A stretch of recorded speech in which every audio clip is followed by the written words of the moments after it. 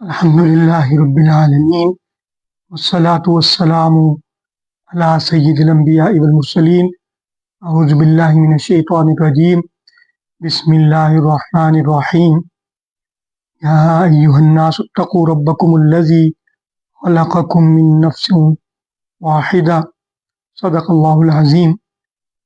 محترم سامعین، آج انشاءاللہ ہم چوتھی تراویح کے اندر پڑھے جانے والے قرآن پاک کا خلاصہ انشاءاللہ پڑھیں گے، اور یہ جو آج کا ہمارا بیان ہے یہ چوتھے پارے کے ربع آخر سے پانچویں پارے کے اختتام تک کی تلاوت پر مشتمل ہوگا انشاءاللہ۔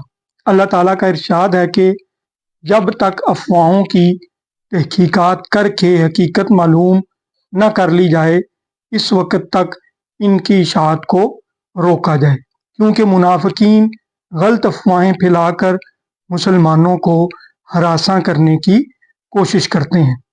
اور یہ بات موجودہ وقت کے اندر کہ جو سوشل میڈیا کا دور ہے اور جہاں پر ہر سچی جھوٹی خبر وہ گردش کر رہی ہوتی ہے، آج کل کے حالات میں یہ جو بات ہے یہ زیادہ اہمیت اختیار کر گئی ہے کہ جب تک کسی بات کی ہم تحقیق نہ کر لیں اس وقت تک اس بات کو آگے مت پھیلائیں۔ مسلمانوں کو یہ ہدایت دی گئی ہے کہ اپنے کردار اور اخلاقی سطح کو بلند رکھو تاکہ کفار کے مقابلے میں تم کو باوجود اپنی قلیل تعداد کے کامیابی حاصل ہو، یعنی کہ تمہاری کامیابی کا انحصار اس بات پر ہے کہ تمہارا اخلاق کتنا بلند ہے۔ جتنا اخلاق بلند ہوگا اتنی تمہاری قوت بڑھتی چلی جائے گی۔ چنانچہ یہودیوں، عیسائیوں اور مشرکوں کے مذہبی تعصبات اور مذموم اخلاق و عمل پر بھی تنقید کی گئی ہے اور ان کو دین حق کی طرف دعوت دی گئی ہے۔ ارشاد باری تعالیٰ ہے کہ تم سب آدم کی اولاد ہو، اس لیے معاشرت کو مت بگاڑو۔ حکم ہوا کہ یتیموں کا مال ان کو واپس کر دو اور ان کے اچھے مال سے اپنا برا مال مت بدلو۔ اس سورہ میں تیمم کی اجازت دی گئی ہے اور نماز قصر کرنے نیز نماز خوف ادا کرنے کا حکم بھی دیا گیا ہے، یعنی کہ اگر نماز کا وقت ہے اور تمہارے اوپر غسل فرض ہے، یہاں تم نے وضو کرنا ہے اور پانی میسر نہیں ہے، تو پھر اس کا ایک طریقہ یہ بتا دیا گیا کہ تم خشک مٹی کے اوپر ہاتھ مارو اور وہ ہاتھ اپنے چہرے اور بازوؤں پر پھیر لو، تو اس طریقے سے تمہارا وضو ہو جائے گا۔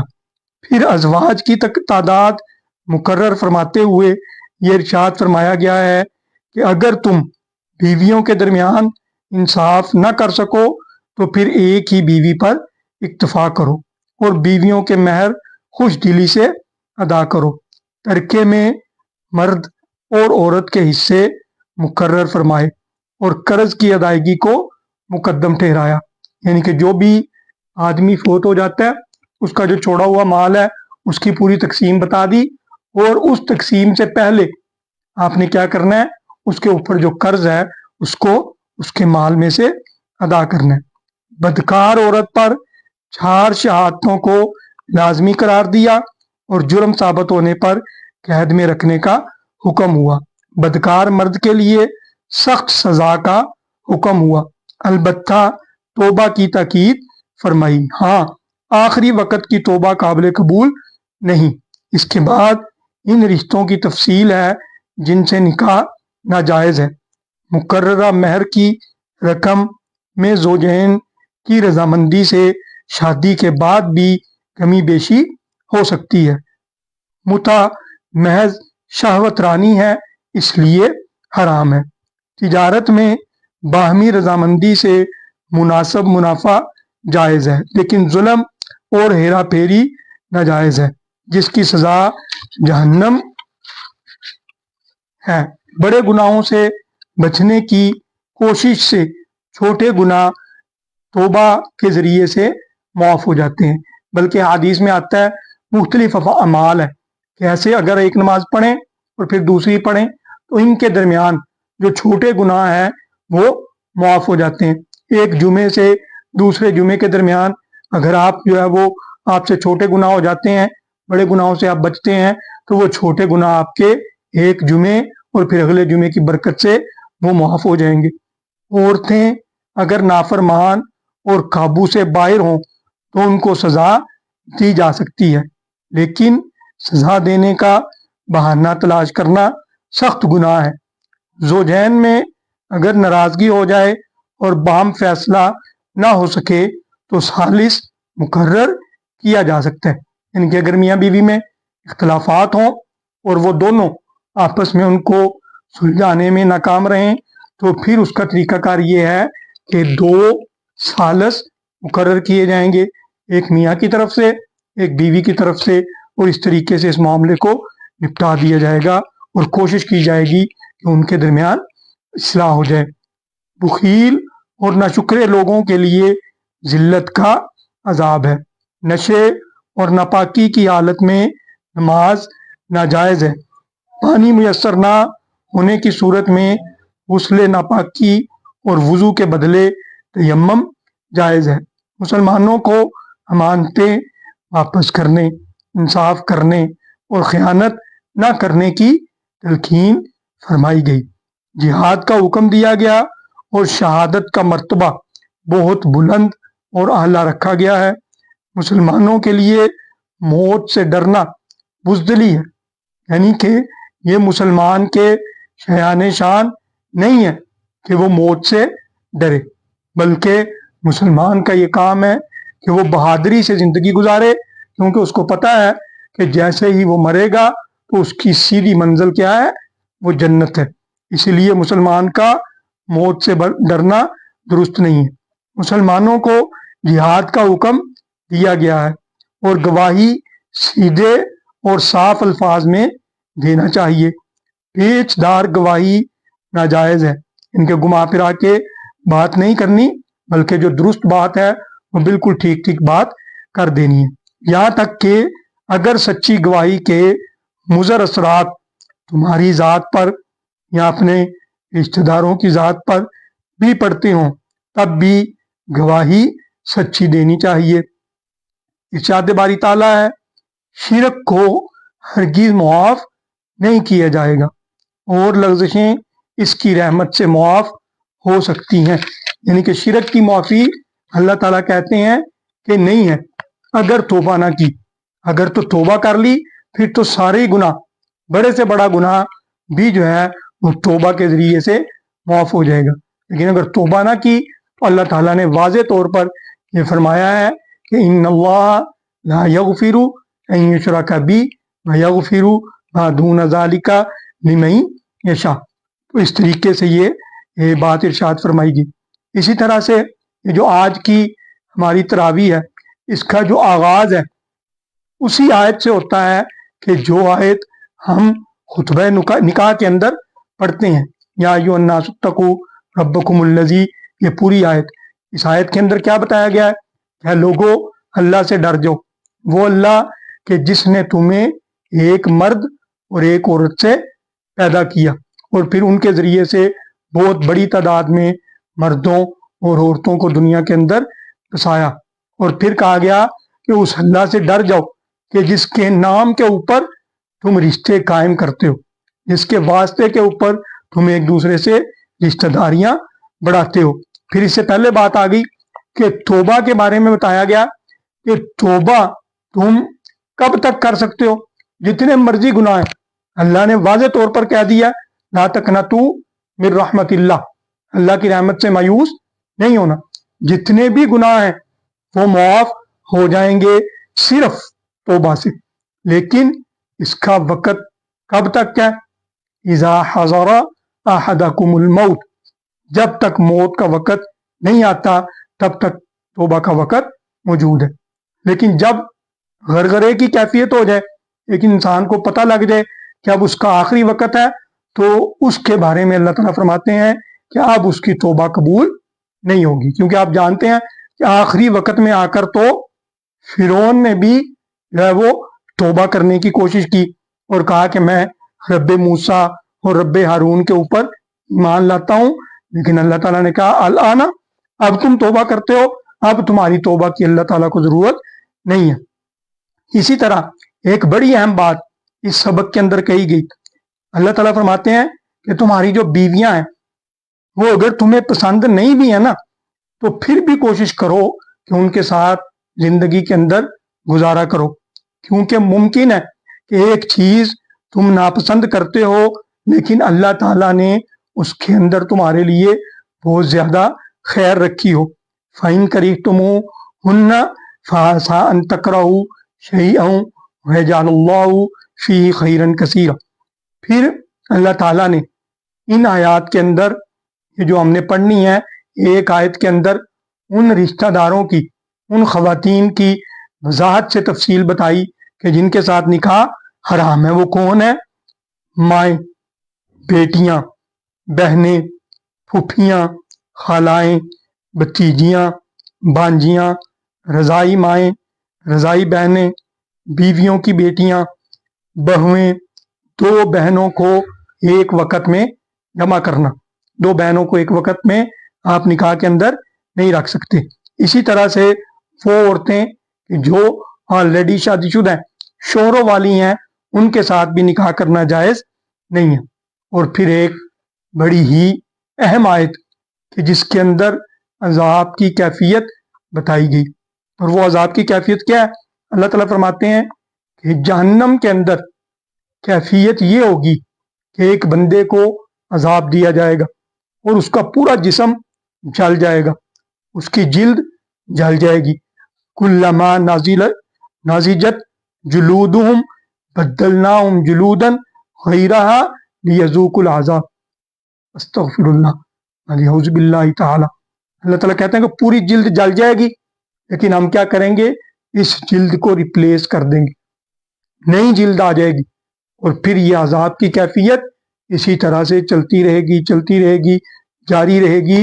اور یہ کتنی دردناک کیفیت ہوگی، وہ آگ کہ جو دنیا کی آگ سے ہزاروں گنا زیادہ تیز آگ ہے، جس کا ایندھن انسان اور پتھر ہے، اور اس آگ میں یہ جسم جل کے ختم نہیں ہوگا، بلکہ اللہ تعالیٰ فرما رہے ہیں یہ جلد ختم ہوگی، نیچے سے ہڈیاں نکل آئیں گی، اور اللہ تعالیٰ دوبارہ اس جلد کو بحال کریں گے، اور یہ کیفیت چلتی رہے گی، چلتی رہے گی، چلتی رہے گی۔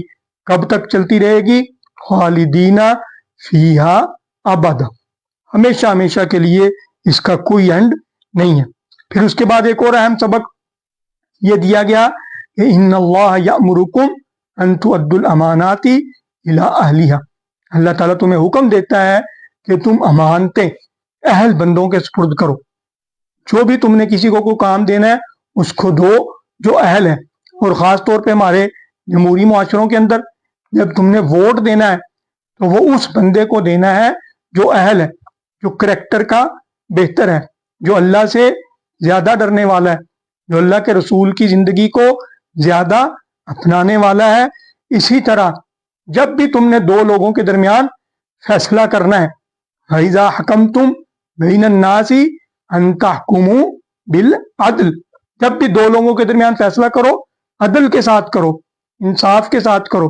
اور یہ دونوں چیزوں کو اللہ تعالیٰ نے ملایا ہے کہ امانتیں اہل بندے کے سپرد کرو، اور پھر دو لوگوں کے درمیان عدل سے فیصلہ کرو۔ اور آپ جانتے ہیں کہ جمہوری معاشروں کے اندر پورا نظام اس بات کے اوپر کھڑا ہوتا ہے کہ آپ کس بندے کے سپرد امانت کرتے ہیں، کس بندے کو ووٹ دیتے ہیں۔ آپ اپنے ووٹ کی طاقت سے ایک تہجد گزار کو اپنا لیڈر بنا سکتے ہیں، اور اسی طرح سے ایک شرابی کو، ایک زانی کو، ایک سود خور کو بھی آپ اپنا لیڈر بنا سکتے ہیں۔ اور بدقسمتی کی بات یہ ہے کہ اس وقت ہمارے معاشرے کے اندر ہم امانتیں اہل بندوں کے سپرد نہیں کر رہے، اور یہی وجہ ہے کہ ہمارا ملک سارے وسائل ہونے کے باوجود اس وقت جو ہے وہ ذلت کا شکار۔ اس کے بعد اللہ تعالیٰ نے اگلی بات کہی کہ اے محمد صلی اللہ علیہ وسلم، ان لوگوں کو یہ بات بالکل واضح طور پر کہہ دو کہ یہ اس وقت تک مومن نہیں ہو سکتے کہ جب تک تمہیں اپنا حاکم نہ مان لیں۔ فلا وربک لا یؤمنون حتی یحکموک فیما شجر بینہم सुम्मा ला यजिदू फी अनफुसिहिम हरजम मिम्मा क़ज़ैता व युसल्लिमू तस्लीमा। क्या मोहम्मद सल्लम तेरे रब की कसम ये लोग मुसलमान नहीं हो सकते जब तक कि तुम्हें अपना हाकम ना मान लें। और फिर इतना भी काफी नहीं, बल्कि जो तुम हुक्म करो, जो तुम फैसला करो, उसको फिर खुश दिली के साथ कबूल करें। ये नहीं कि बददिली के साथ, ना चाहते हुए, बल्कि खुश दिली के साथ उस फैसले को कबूल करना है। और आज हम भी देखें, हमारी जिंदगी के बारे में अल्लाह के नबी ने मुख्तलिफ फैसले किए हुए हैं कि हमने जिंदगी कैसे गुजारनी है, हमने सोना कैसे है, उठना कैसे है, खाना पीना क्या है, पढ़ना क्या है। और ये सारी चीजें तफसीलन अल्लाह के नबी ने बयान कर दी। हम उन फैसलों को कितना मानते हैं और कितना उनके ऊपर अमल करते हैं। उसके बाद अगली तालीम ये दी गई है कि जब तुम्हें कोई सलाम करे तो तुम भी उसके सलाम का जवाब दो। और बेहतर तो ये है कि बेहतर जवाब दो, वरना कम अज कम जितना उसने किया है उतना सलाम देना तो जरूरी है। जैसे मिसाल के तौर पे कोई अस्सलाम वालेकुम कहता है तो आप आगे से कहें अस्सलाम वालेकुम व रहमतुल्लाह, और कोई अस्सलाम वालेकुम व रहमतुल्लाह कहता है तो आप कहें अस्सलाम वालेकुम व रहमतुल्लाहि व बरकातुहू। तो ये तालीम भी दी गई है। इसी तरह से एक बड़ी अहम बात कही गई, और वो बात ये है कि जो आदमी किसी मोमिन को जानबूझकर कत्ल करता है उसका अंजाम, उसकी सज़ा जहन्नम है, उसके लिए कोई माफी नहीं है। वमन यक़्तुल मुमिनन मुतअम्मिदन, मुतअम्मिदन का मतलब क्या है, जानबूझ के, फजज़ाउहु जहन्नम खालिदीन फीहा, उसकी जज़ा जहन्नम है जहां पर वो हमेशा रहेगा। वरना अगर तौबा करनी है तो सच्चे दिल से तौबा होगी और फिर जो भी उसकी तलाफी है वो आपको करनी पड़ेगी अगर खुदा न खास्ता किसी से कत्ल हो जाए। और फिर अगली बात कही गई कि जो जिहाद करने वाले हैं वो उन लोगों से बहुत बेहतर हैं कि जो बैठे हुए हैं। अल्लाह के दीन को गालिब करने के लिए जो लोग कोशिश कर रहे हैं, और दूसरी तरफ वो लोग हैं कि जो घरों के अंदर आराम से बैठे हुए सुकून की जिंदगी गुजार रहे हैं। उनको इस बात से कोई गरज नहीं है कि अल्लाह का दीन मगलूब है।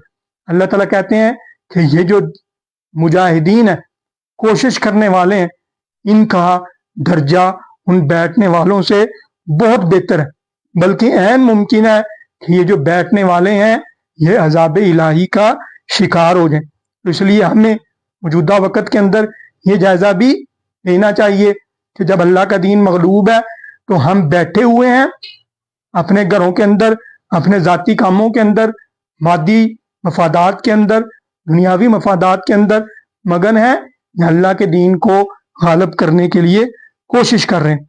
और फिर इसमें बताया गया कि जो हमारा अजली दुश्मन है उसने अल्लाह ताला को ये चैलेंज दिया था कि अल्लाह ताला मैं तेरे इन बंदों को गुमराह करूंगा, वलौ ज़िल्लन्नहुम वलौ मन्नियन्नहुम वला आमुरन्नहुम फला युगय्यिरुन्ना खल्क़ल्लाह, कि मैं इनको ये हुक्म दूंगा कि ये उल्टे रास्ते के ऊपर चलेंगे, ये अल्लाह की तख्लीक को बदल देंगे, ये फाशी के काम करेंगे, यानी के काम करेंगे।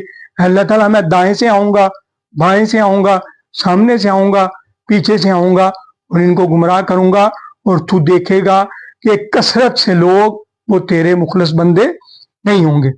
इसी तरह से एक बड़ी अहम तालीम दी गई, और वो तालीम ये है कि अगर आप किसी जगह पर मौजूद है और वहां पर अल्लाह की आयात का, कुरान पाक का इनकार किया जा रहा है और इसकी आयात का मजाक बनाया जा रहा है, अल्लाह के नबी की बातों का मजाक बनाया जा रहा है, तो वहां पर आपको बैठने की इजाजत नहीं है। आपका ये काम है कि आप जल्द अज जल्द उस नशिस्त को, उस मीटिंग को, उस जो है वो महफिल को छोड़ दें, यहाँ तक कि वो अल्लाह की आयात का जो मजाक बना रहे हैं उसको ख़त्म कर दें, उस रवश को तर्क कर दें, फिर आप उनके साथ दोबारा बैठ सकते हैं। और आखिर पे ये बात कही गई है कि जो जहन्नम है इसके सबसे निचले गड़े के अंदर मुनाफिकीन होंगे, इन्नल मुनाफिकीना फी दरकिल अस्फली मिनन नार, वो सबसे निचले गड़े के अंदर होंगे। उसकी वजह क्या है कि मुनाफिकीन ने इस्लाम की पीठ के अंदर छुरा घोंपा है, وہ کھل کے اپنے اسلام دشمنی کا اظہار بھی نہیں کرتے اور اسلام کو نقصان بھی پہنچاتے ہیں۔ اور حقیقت یہ ہے کہ جیسے جیسے وقت گزر رہا ہے، ہمارا جو موت کا وقت ہے وہ قریب آ رہا ہے، لیکن یہ اللہ کی رحمت ہے۔ وہ یہ کہتا ہے جتنے مرضی گناہ کرو، آج کے ہی ہمارے سبق کے اندر کہ جتنے مرضی گناہ کرو، صرف توبہ کر لو، میں تمہارے گناہوں کو معاف کر دوں گا۔